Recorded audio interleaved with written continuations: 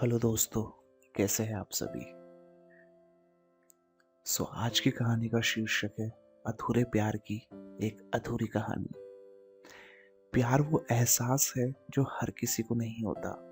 प्यार वो महसूस है जिसके अंदर खो जाने का दिल करता है। यही एक एहसास मैं आपको आज बताना चाहता हूँ। तो शाम का समय था, मैं अपने दोस्त का इंतजार कर रहा था स्टेशन के बाहर। हम लोगों का बाहर कहीं घूमने का प्लान था और मैं जल्दी ही पहुंच गया था। कुछ समझ नहीं आ रहा था कि क्या करूं। मैं स्टेशन के पास जाके बैठ गया। तभी कुछ ऐसा हुआ कि मेरी जिंदगी ने एक अलग मोड़ ले लिया। स्टेशन की तरफ मैं देख रहा था कि मेरा दोस्त आया कि नहीं। तभी अचानक से मेरी नजर एक लड़की पर पड़ी। वो जो वक्त था, मैं पूरी तरह कुछ देर के लिए थम सा गया था। मैं सब भूल गया था कि मैं कहाँ हूँ, क्यों हूँ। बस मेरी आंखें उस लड़की की तरफ से हट ही नहीं रही थी और इस तरह से मैं उसे देखता ही जा रहा था। उसकी मासूम चेहरे की तरफ, उसकी छोटी छोटी आंखें, उसके मासूम सा चेहरा और उसकी मासूम सी हंसी, जैसे मानो कोई परी हो वो। उसे देखो, पहली नजर में मानो दिल को कुछ होने लगा था। क्या वो प्यार था? मुझे नहीं पता। बस दिल बोल रहा था कि मेरा दोस्त कुछ देर बाद आए या ये वक्त यहीं रुक जाए। मुझे उसका नाम जानना था। उसके बारे में बहुत कुछ पता करने को दिल कह रहा था, लेकिन कैसे करूं ये समझ ही नहीं आ रहा था। जब कुछ समझ नहीं आया, तब मैंने बस भगवान से प्रार्थना की कि मुझे ये लड़की मेरी जिंदगी में चाहिए। और वो जा रही थी मेरी आंखों से दूर।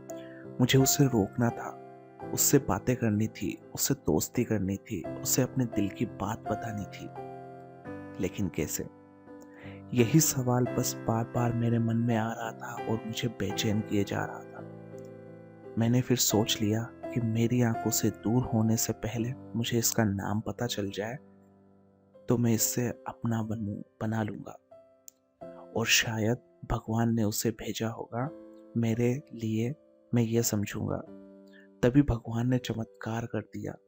पीछे से आवाज आई, प्रिया, मैं यहाँ हूँ। फिर वो पीछे देखी तो मैंने देखा वहां से एक लड़की आवाज दे रही है और उसके पास चली गई। तभी मैं समझा उस लड़की का नाम प्रिया था। मैं खुश हो गया और उस लड़की को मन ही मन धन्यवाद बोला, क्योंकि उसकी वजह से मुझे उसका नाम पता लगा। बस तभी मैंने ठान लिया कि अब उसे अपना बनाना है, उसे अपनी जिंदगी में लाना है। फिर तभी मैं उसके पीछे जाने लगा कि अचानक ही पीछे से एक हाथ आया। पीछे देखा तो वही मेरा दोस्त था। अब मैं क्या करूं समझ नहीं आया। मैं क्या बोलूं उससे, कैसे मना करूं उससे, कैसे जाऊं उसके पीछे। मैं इसी सोच में लगा रहा। तब तक वो मेरी आंखों से दूर जा चुकी थी। दिल मानो रोने लग गया था और तभी मानो ऐसा लगा कि जैसे सब कुछ एक सपना सा था। बस आंखें खुल गई और सपना टूट गया। मैं वहां से चला गया अपने दोस्तों के साथ, लेकिन पूरे रास्ते बस उसी के बारे में सोचता रहा। मानो मेरा दिल अब उसके ख्याल से निकलने को तैयार ही नहीं था। दूसरे दिन मैं कॉलेज के लिए तैयार हो गया और कॉलेज पहुंचा और बेंच पे जाके बैठ गया। तभी दोस्त ने बुलाया और कहा अपने कॉलेज में एक नई लड़की आई है। मेरा मन अभी भी बस उसी के ख्यालों में डूबा था। आंखों से उसका चेहरा मानो हट ही नहीं रहा था। वो बार बार मुझे आवाज दिए जा रहा था। तभी मुझे गुस्सा आया और मैंने उससे पीछे जाने को कहा और मैं रुक सा गया। मेरी नजरें मानो फिर से एक बार सपनों में चली गई। मैंने देखा कि वही थी। मानो जैसे हर खुशी का ठिकाना नहीं रहा। खुद को रोक ही नहीं पा रहा था। मेरे समझ नहीं आ रहा था कि मैं क्या करूं, क्या बोलता मैं। बस जाके दोस्त के गले लग गया और हंसने लग गया। तभी पता चला वो वही नई लड़की थी जो कॉलेज में आई थी और आज उसका पहला दिन था। मैं तो मानो हवा में उड़ने लगा। फिर मैंने एक दिन अपने दोस्त को बताया कि ऐसा ऐसा है। उसने कहा जाके बोल दे अपने दिल की बात। लेकिन मैं डरता था कि वो क्या कहेगी, उसे कैसा लगेगा। बस यही सोच के हमेशा रुक जाता था। मैं सोचने लगा कि कहीं वो मेरी बातें सुन के मुझसे दूर ना हो जाए, और मैं उससे दूर नहीं होना चाहता था। मुझे ये एहसास हो गया था कि शायद वो भी मुझे पसंद करती है, लेकिन वो कभी कुछ कहती ही नहीं। उससे लगता है कि मन ही मन में उसके लिए कुछ नहीं है, लेकिन वो क्या जाने कि उसे पहली नज़र में देख के ही मैंने उसे अपना दिल दे चुका था। दिन बीतते गए, हम लोग एक अच्छे दोस्त की तरह साथ रहने लगे और बात करने लगे। लेकिन ना कभी मुझे हिम्मत हुई, ना ही मैं उसे कभी कह पाया, और ऐसे ही वक्त बीतता गया। इस तरह हम लोगों की पढ़ाई भी पूरी हो गई, लेकिन मेरे दिल में उसके लिए अभी भी पहला और आखिरी प्यार था, शायद उसके लिए भी।